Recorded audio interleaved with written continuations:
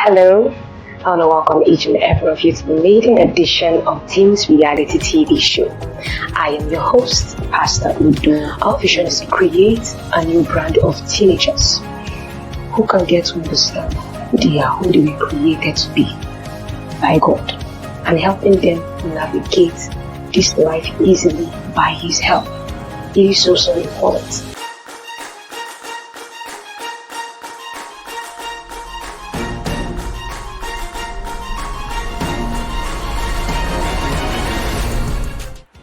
Hello. I want to welcome you back to another exciting new episode of Teens Reality. I am your lovely host, Pastor Udo Ngobi, and once again, I want to appreciate every one of you who is tuning in for the very first time today, whether you're a teenager, an adult, a parent, a teacher, even a young kid watching this. Whatever it is that has brought you our way, it means that the Lord has a lot in store and in plans for you to experience. I want to urge you on this particular episode to open up your heart to listen and to hear. Ensure you're not just giving partial attention to what is being said on today's episode. I want you to actually receive what it is that will be coming to you today with a willing and understanding heart. Alright, we are still on the major topic we have gone for quite some time now. This series, current realities faced by teens today that need to be addressed. And I'm aware that we have played a lot of videos and discussed a broad manner of topics, ranging from the kind of bullying that goes on online to the kind of things you see with predators, sexual harassment, molestation, different kinds of issues like that. We even talked about people who have been used unfairly. We've talked about people who have not lived up to the trust that they were supposed to hold on to. Talked about how some parents reacted when they found out what happened to their kids. Talked about kidnapping, how some died in the process of being kidnapped or following so-called groomers or friends that invited them out. You understand? We've experienced each and every one of these things. So looking at so many of these videos we've watched, a lot of awareness has been raised to the realities that teenagers are facing today. So many are under pressure to get on board with what everyone else is doing. So many have made relationships, gone into relationships, made friends with associations they were never even meant to have in the first place. We've discussed young children who just happen to have been relating with adults, pedophiles online, thinking they were simply chatting with a friend online in that game they were playing. So many of them innocent. And some of them have gone on to have this kind of relationship for months, for years. We even took out a series to discuss the kind of language that groomers, because that's the term for this kind of pedophiles, who take out time, you understand, to prepare these children or teenagers to actually be brought into a point where they are not actually unable to resist the attacks that these pedophiles bring to them. Some get to the point where they begin to release, that's teenagers now having been groomed, they begin to release some kind of pictures, videos of themselves. They have released information about their family, and now using this seemingly sensitive information, the pedophiles, the groomers now begin to threaten them. We saw diverse cases of teens who went on to take their lives because the pressure was too much. We advocated the benefits of media, that's using social media, and then the disadvantages of that. And I took out and talk like this, speak to parents about the fact that yes, while there are benefits to allowing your child have access to the internet, that many times you should not encourage them to spend unholy amounts of time online by themselves. Talked about spending more time with your family, bonding together, getting your children to be able to relate to you, open up to you. Some parents have become so busy that they don't pay attention to what their child is doing at home. They just feel okay as long as I've not received any kind of drastic news about what my child is doing, then all is well. And many times all is not well. There are things brewing under the surface that do not come to light or are not exposed until the most dangerous moment. And at that time, some lives cannot be preserved.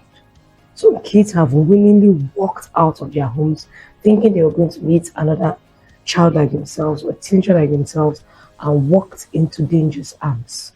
And what happened? Suddenly the parents are crying, wondering what happened. Talked about even curfews, these kind of restrictions that parents put on how early or late their kids can get outside their house, and how some kids think that parents in putting those particular curfews are being wicked. And I made out time to point out to the kids that those curfews are for your benefits. It may not look like it on the surface, and I made mention of how some other kids who try to bring to your knowledge that they don't have curfews and their parents are giving them so much more freedom are actually envious of the kind of care and attention you receive from your own parents. For crying out loud, they're teenagers. They act out. Many lie, many tell you what it is they feel you want to hear so that you can become more susceptible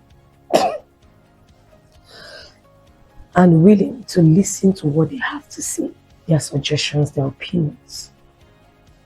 So when you realize that there is an apparent trend to this kind of issues that facing teenagers, and I made mention of the fact that so many of these realities, while real to some kids, are not real to some others because they have not yet walked in the full experience of it. But the question lies today, what exactly motivates kids, teenagers to go into some of these dangerous acts? Why is that many of them are facing these kind of issues? Why does it feel like as if it has grown in this past few years to become a prevalent phenomenon that many parents cannot escape from it?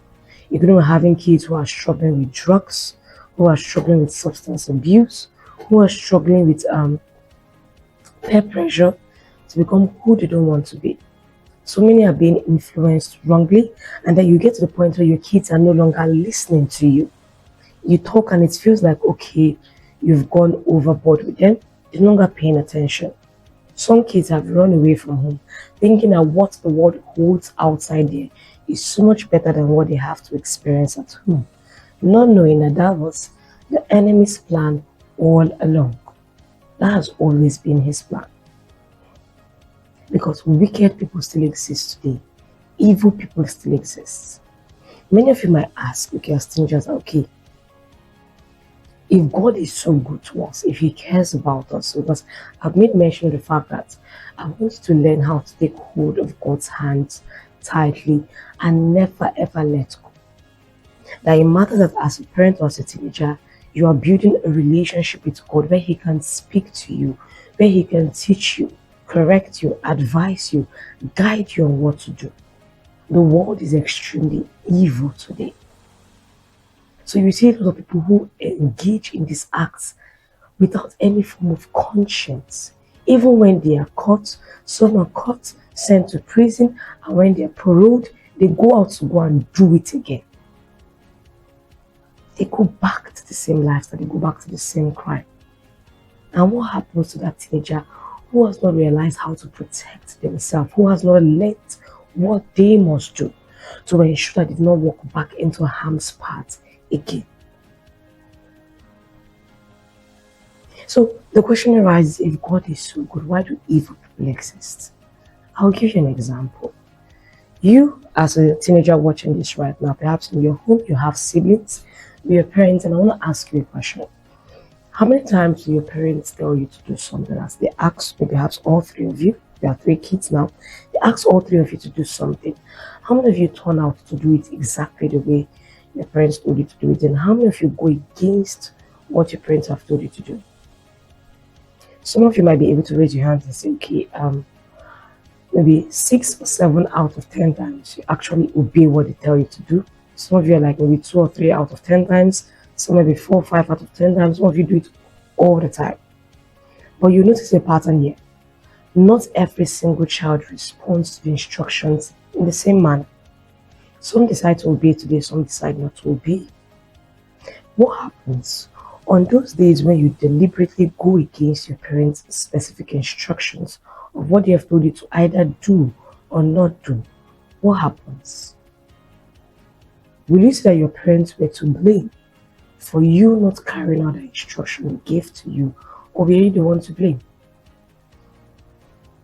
They told you, okay, maybe be home by 8 p.m. and you're like, no, I cannot miss this party. I cannot miss this outing with this friend. That the highest my mom or my dad can do is shout, I'm coming home by 11 p.m. that night. And you go ahead to do it because that's how you were feeling at the moment.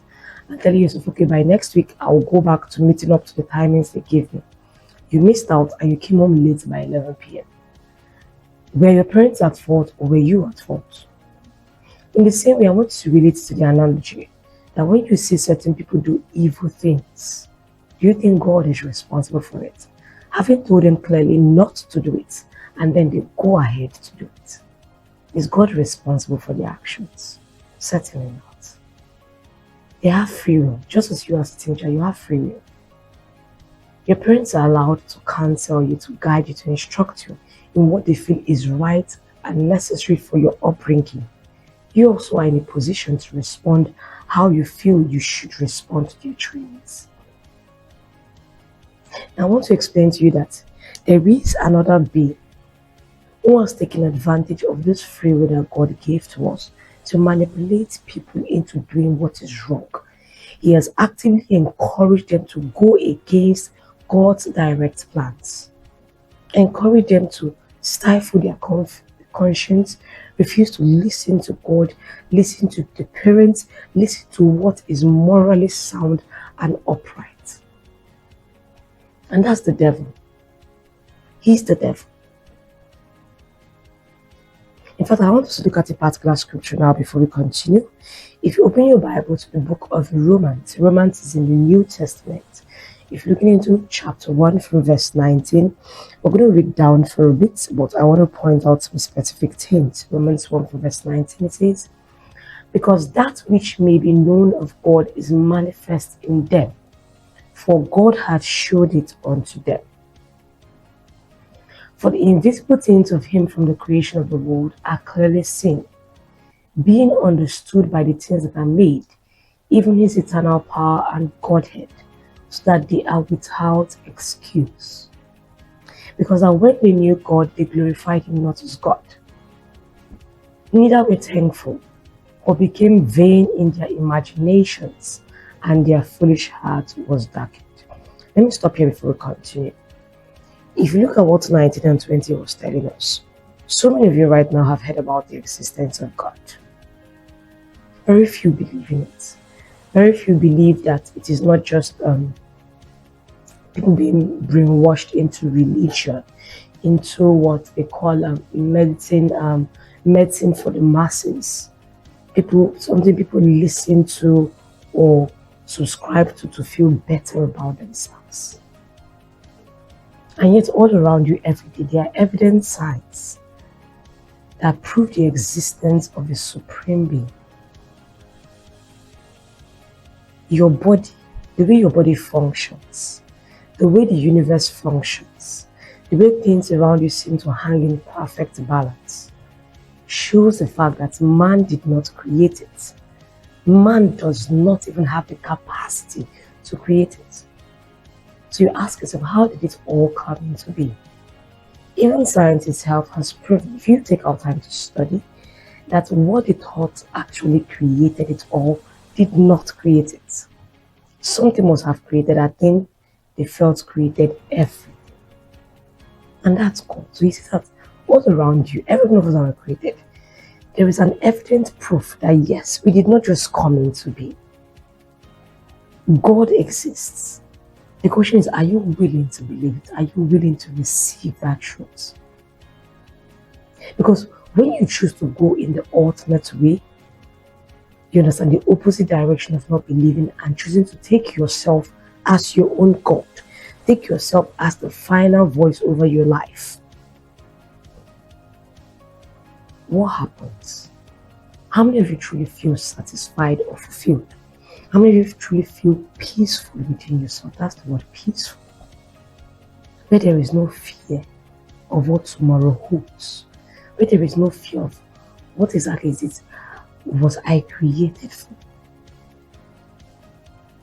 What meaning does my life hold? So many of you cannot answer that question. So see what happens. Many of you knowing that there is a supreme being that exists, this is your response. See? Because that's when they knew God, they glorified him not as God. Neither were thankful, but became vain in their imaginations, and their foolish heart was darkened. If you look at verse 22 now, still of that same chapter, it says, professing themselves to be wise, they became fools. When you decide to be wiser than God, or think that what he's saying or trying to present of himself to you is something you do not need, you become an ultimate fool to be used in the hands of the devil and manipulated in any way at all. I will explain. Verse 23 says, and change the glory of the uncorruptible God into an image made like to corruptible man, and to birds, and to four-footed beasts, and creeping things. So many of you have seen some kind of demonic worship that goes on in our world today, in different nations. Some of them are peculiar to some of your cultures, some of your personal, maybe tribes, group of peoples, communities, villages, what have you. Demonic worship masqueraded as traditional worship. Is it some kind of graven images, some kind of idols, some kind of things that, oh, we've always done it. Some of you have been introduced into what they call spiritism, the seeing eye. Some of you, they have been told that it has been passed on from generation to generation. You should be proud to have it. And this is the devil clearly at work, because man chose to be wise in his own eyes and instead became a fool. See verse 24. Wherefore, God also gave them up to uncleanness through the lusts of their own hearts, to dishonor their own bodies between themselves. Dishonor their own bodies. Who changed the truth of God into a lie and worshipped and served the creature more than the Creator, who is blessed forever. Amen. So many people today are worshipping the creature instead of the Creator. They are worshipping themselves. They are worshipping other persons. They are worshipping other things that were created by the Creator. And they are so confident, they are so sure that they are on the right path. And it is how the Bible describes their response. This is a book written more than 2,000 years ago, revealing what man would be doing today.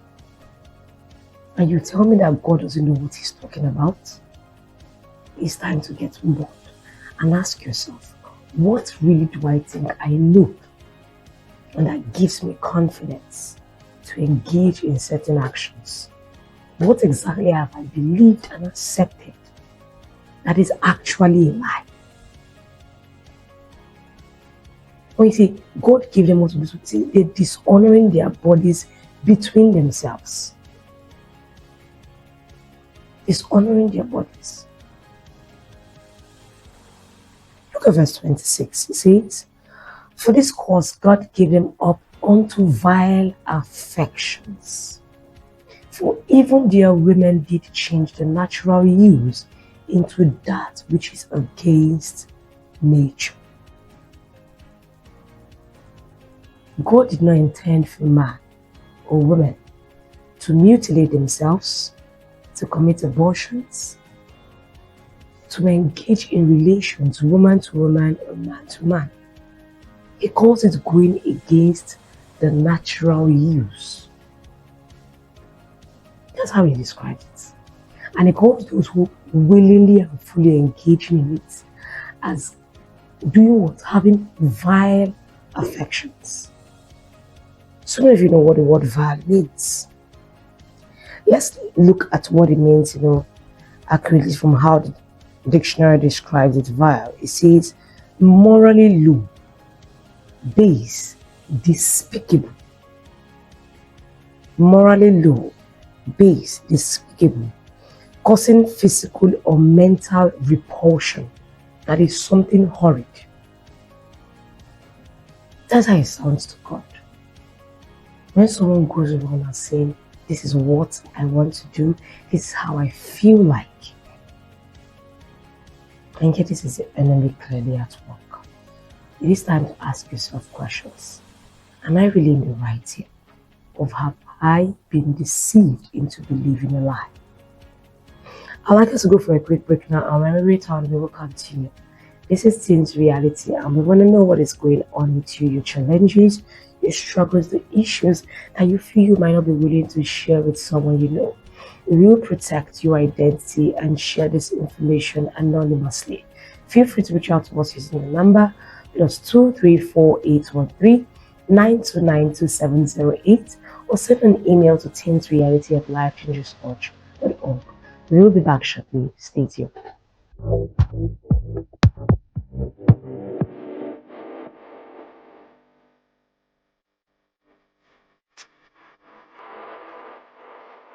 Hello, I want to welcome each and every of you to the maiden edition of Teens Reality TV show. I am your host, Pastor Udo. Our vision is to create a new brand of teenagers who can get to understand who they are, who they were created to be by God, and helping them navigate this life easily by His help. It is so important. Alright, welcome back from that quick break. Thank you for staying tuned. This is still Teens Reality, and I am your host, Pastor Udo Nwobi. So, still on this topic of how many, both young and old, decided that even though they are aware of the fact that God is the creator, that He exists, whether they want to acknowledge it or not, decided to live in ignorance of His existence and decided to go with their own natural affections, what they call vile affections. I'll do things the way I want, not knowing that it is the enemy who has suggested those lies to them. Some of you might not understand this. All of your thoughts are not your own. It's just like if you meet up with a friend, they can make suggestions to you that had never crossed your mind before. So they bring you into thinking about or considering something that you might not have considered if you were left on your own at that particular point in time. So not all of your thoughts are your own.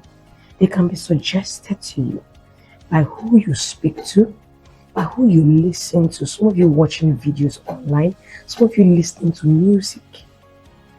Some of this music, they carry demonic presences. Some of these videos you watch, something is transmitted into you.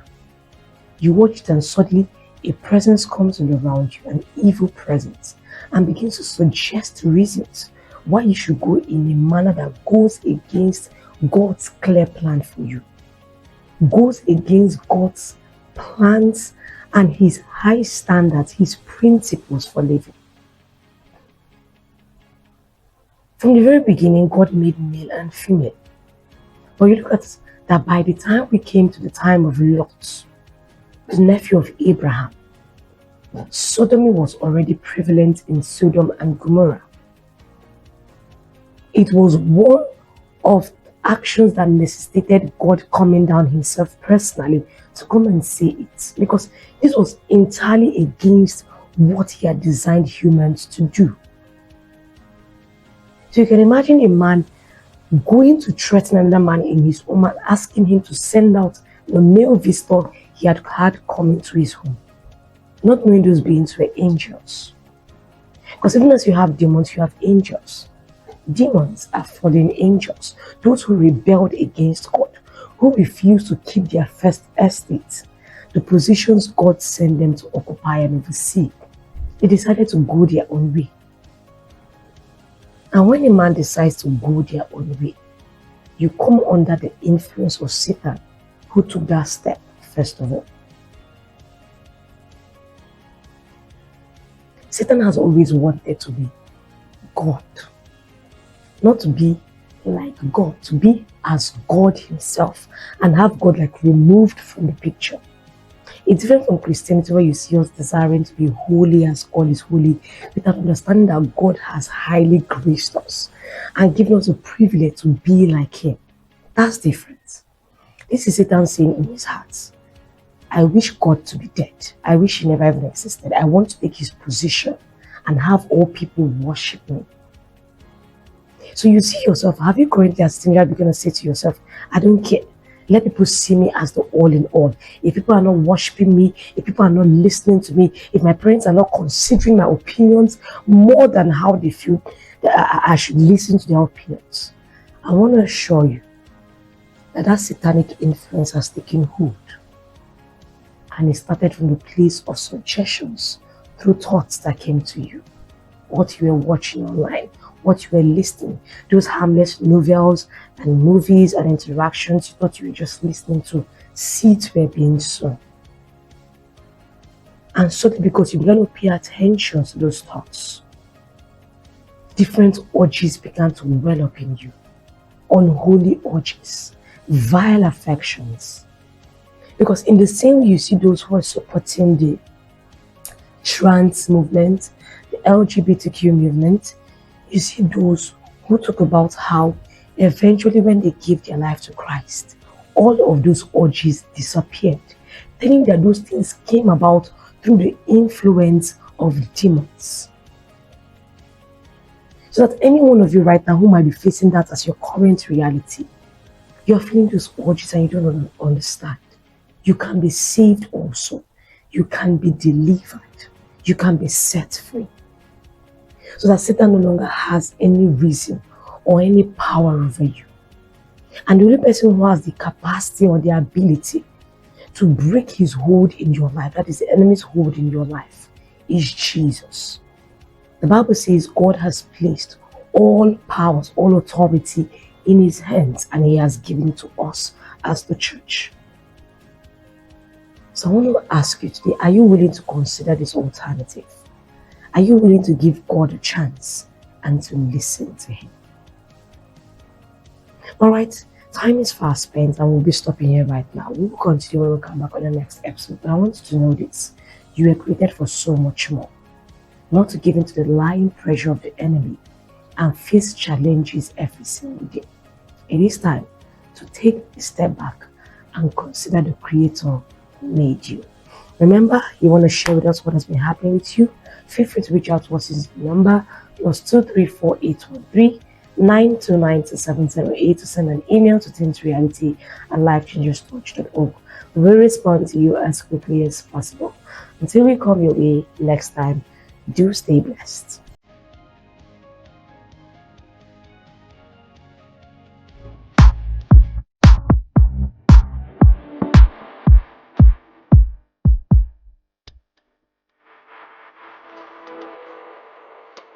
Hello, I want to welcome each and every of you to the maiden edition of Teens Reality TV show. I am your host, Pastor Udo. Our vision is to create a new brand of teenagers